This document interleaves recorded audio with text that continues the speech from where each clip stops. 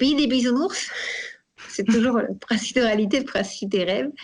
Qu'est-ce qu'on peut faire pour lutter face à l'angoisse? C'est pas être dans le déni. C'est-à-dire quand on dit ouais, j'ai pas peur, j'ai pas peur, j'ai pas peur, il faut me dire je suis mort de trouille, mais qu'est-ce que je fais quand j'ai peur? Ça permet de donner du sens. Qu'est-ce qui permet de faire face à un événement traumatique, faire face à une blessure psychique et la limiter, c'est pouvoir y donner du sens, la comprendre. Ça ne veut pas dire la cautionner, ça ne veut pas dire qu'on est d'accord avec ça, mais donner du sens, comprendre les choses. Et la grande difficulté actuellement, c'est pour comprendre, en tout cas pour nous en France, hein, les décisions qui sont prises, les contre-décisions. Un jour on nous dit A, l'autre jour on nous dit B, on nous dit tout et son contraire.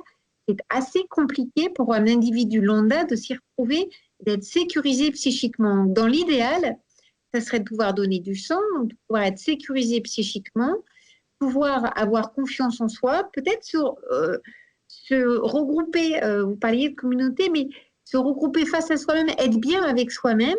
Et on a vu que le confinement avait été pour certains une épreuve très douloureuse, mais aussi pour d'autres une épreuve positive parce qu'ils avaient appris à prendre le temps de se connaître, à prendre le temps d'être avec eux-mêmes, alors que d'habitude on n'arrête pas de courir, faire plein de choses.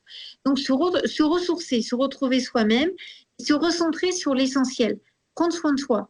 Ça, c'est fondamental. Donc, dans l'idéal, ça serait de donner du sens, de se sentir sécurisé et mettre en place les choses pour être sécurisé et prendre soin de soi.